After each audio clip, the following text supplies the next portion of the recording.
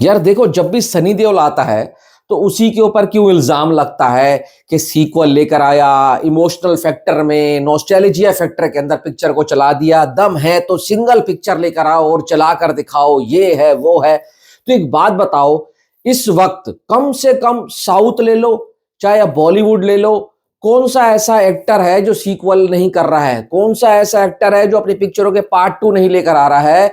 यही धंधा है, यही बिजनेस है। और अब सिनेमा सिनेमा है, पर पैसा भी चाहिए, हर किसी को पैसा कमाना है, इसलिए हर एक्टर अपनी पुरानी पिक्चरों को भाई पार्ट 2 लेकर आ रहा है, पार्ट 3 लेकर आ रहा है। कुछ एक्टर तो बॉलीवुड में ऐसे हैं जो 5-5 पार्ट लेकर आ चुके हैं, फिर भी 5-5 पार्ट के नाम पर पैसा रद्दी भर कमाते हैं, फिर बोलते हैं भाई कि हम हैं असली एक्टर, हम ऐसे करते हैं वैसे करते हैं। एक बंदा जिसको काम नहीं मिल रहा था, पूरे बॉलीवुड ने उसको दरकिनार कर दिया, इग्नोर कर दिया। उस वक्त देखो पिक्चर ही नहीं मिल रही थी, और अगर पिक्चर मिलती थी तो ढंग से रिलीज नहीं होती थी, डिस्ट्रीब्यूटर नहीं मिलता था, एग्जीबिटर नहीं मिलता था।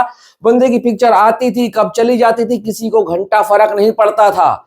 ये तो मैं कहूंगा शुक्रिया हो अनिल शर्मा का, जिन्होंने गदर 2 निकाली। जब गदर 2 आई तो पूरी इंडस्ट्री को हिला डाला भाई साहब, सबकी बोलती बंद कर दी थी उस फिल्म ने। और उस फिल्म ने ऐसा तहलका मचाया था, ऐसा तहलका मचाया था, 525 करोड़ रुपए मेरे हिसाब से वो 18 दिन में कमा कर लेकर आई थी। बहुत फास्ट कलेक्शन किया था। जाट आती है, जाट को बोला गया कि जाट नहीं चल पाएगी, उस बंदे ने एक डायलॉग जो बोला, सॉरी बोल सॉरी बोल, वो सॉरी बोल जाट के विलन्स के लिए नहीं था, वो एक बॉलीवुड की लॉबी के लिए था जो इस बंदे के पीछे पड़ी हुई थी। देओल फैमिली के लिए था। बॉबी देओल तक को रोल तक नहीं मिल रहे थे।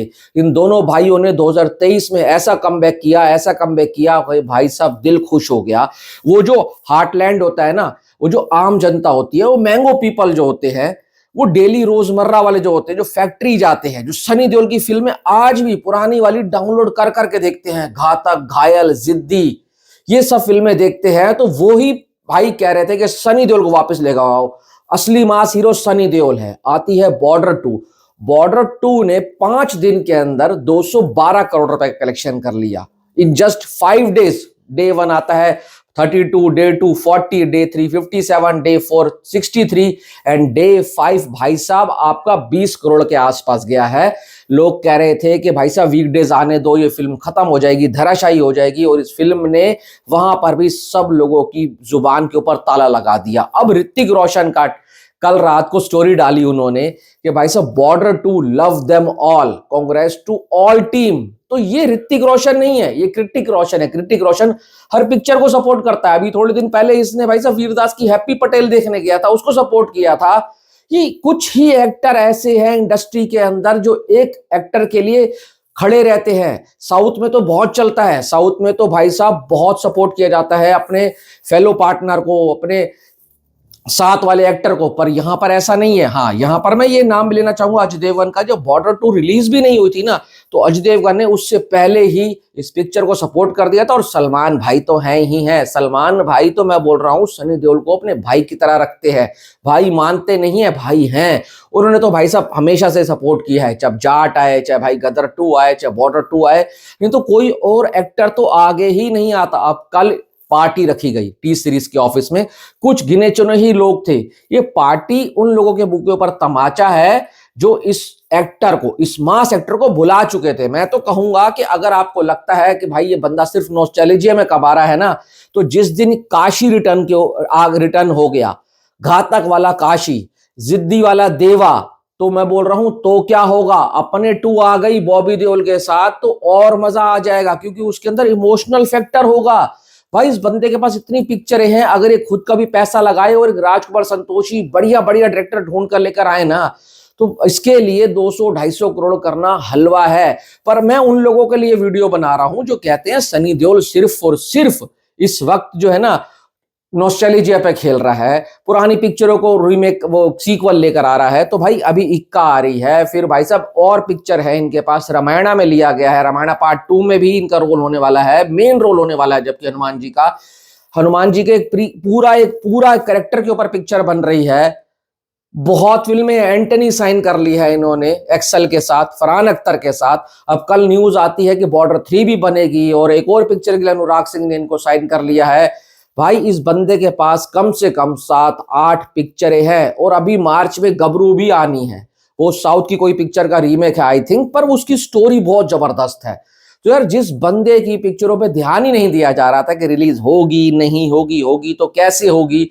वो दिन याद करो जब मोहल्ला 80 आई थी, भैया जी सुपर हिट आई थी, आई लव न्यूयॉर्क आई थी, सिंह साहब दी ग्रेट आई थी। भाई सिंह साहब दी ग्रेट का आज भी मुझे याद है 24-25 करोड़ लाइफ टाइम बिजनेस था।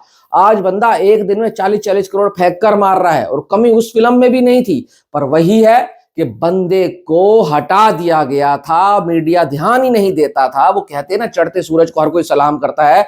आज जब सनी देओल का पत्ता खुल रहा है, पत्ते खुलने से याद आया इक्का फिल्म भी आ रही है अक्षय खन्ना के साथ। तो इसके पास अभी काम की कमी नहीं है, पर एक चीज है कि काम अब अच्छा करो, क्वालिटी वाला करो। जो आपने अपनी ऑडियंस को जगा दिया है, उनके दोबारा से भाई साहब पाजी वापस आ गए ना, तो ऐसा काम करो कि आपकी ये वाली ऑडियंस तो जागी ही रहे। और जो नई ऑडियंस बन रही है आज के, जो जेंजी क्राउड, जिनको नहीं पता था कि सनी देओल का क्या जमाना था, क्या ऑरा था, उनको भी आज पता लग रहा है कि इस बंदे ने उस टाइम के ऊपर क्या क्या भौकाल मचाया था। मैं बस एक फिल्म का सीक्वल चाहता हूं, घातक का आ जाए, काशी को वापस लेकर आ जाओ, और हो सके तो भाई जिद्दी वाले देवा को भी वापस लेकर आ जाओ। वो माचो, वो टेस्टोस्टेरोन बढ़ाने वाला बंदा जो भाई देवा की अदालत लगाता था और सामने सारे गुंडे बैठे होते थे और हर किसी की ऐसी की तैसी कर देता था। वो कैरेक्टर इतने सॉलिड लिखे गए थे, इतने सॉलिड लिखे गए थे कि पब्लिक के दिल और दिमाग में घुस गए थे। अब काशी का कैरेक्टर याद करो, मैं कहता हूं वो कैरेक्टर, उससे तगड़ा कैरेक्टर ना मास सिनेमा में आज तक नहीं लिखा गया। जो अपने बाप की अर्थी अकेले लेकर जाता है, कोई उठाने वाला नहीं होता, और उठाता है और उसके पीछे जो एक इमोशनल बीजीएम प्ले होता है, वो बीजीएम और वो सीन पूरी पिक्चर की जान था, जान। ऐसे कैरेक्टर जब स्क्रीन के ऊपर हिट होते हैं ना, तो वहीं तो पब्लिक उनके साथ इमोशनली कनेक्ट करती है। यही रीजन है कि सनी देओल आज भी पब्लिक के दिल में ना कहीं एक जगह बनाकर बैठा है। यही रीजन है कि जब वो अपनी पुरानी पिक्चर का सीक्वल लेकर आता है तो पब्लिक टूट पड़ती है। भले ही पब्लिक ने इसको बोला, कई लोगों ने फिल्मिंग अच्छी नहीं है, ऐसा है वैसा है, पब्लिक इन चीजों पे ध्यान ही नहीं दे रही है। वो टिकट खरीद रही है, 3-3 जनरेशन, दादा पोता बाप एक साथ बॉर्डर 2 को थिएटर में जाकर देख रहे हैं। यही असली मास हीरो की पहचान होती है, जो पूरे परिवार को घर से निकाल कर थिएटर पहुंचा दे, और वो भी सिंगल स्क्रीन में। आगरा के सिंगल स्क्रीन ले लो, मुंबई के सिंगल स्क्रीन ले लो, भाई साहब दिल्ली एनसीआर के सिंगल स्क्रीन ले लो, जयपुर आप राज मंदिर चले जाओ, कम से कम 10 दिन तक रेगुलर फुल है, रेगुलर। भाई जयपुर में सनी देओल की बहुत बड़ी फैन फॉलोइंग है। सूरत ले लो आप, अहमदाबाद के अंदर तो फिल्म ने धमाका मचा दिया। तो मैं ये कहना चाहूंगा कि उन लोगों के लिए था वीडियो जो बोल रहे थे ना कि सनी पाजी के बस की नहीं है, अब वो कमबैक नहीं कर पाएंगे। ये कमबैक नहीं है, ये बाप कमबैक है। और भाई साहब ये सॉलिड तमाचा है उन लोगों के मुंह के ऊपर जो इस एक्टर को भुला चुके थे। बाकी आप अपनी राय कमेंट बॉक्स में छोड़कर जाना। Thanks for watching.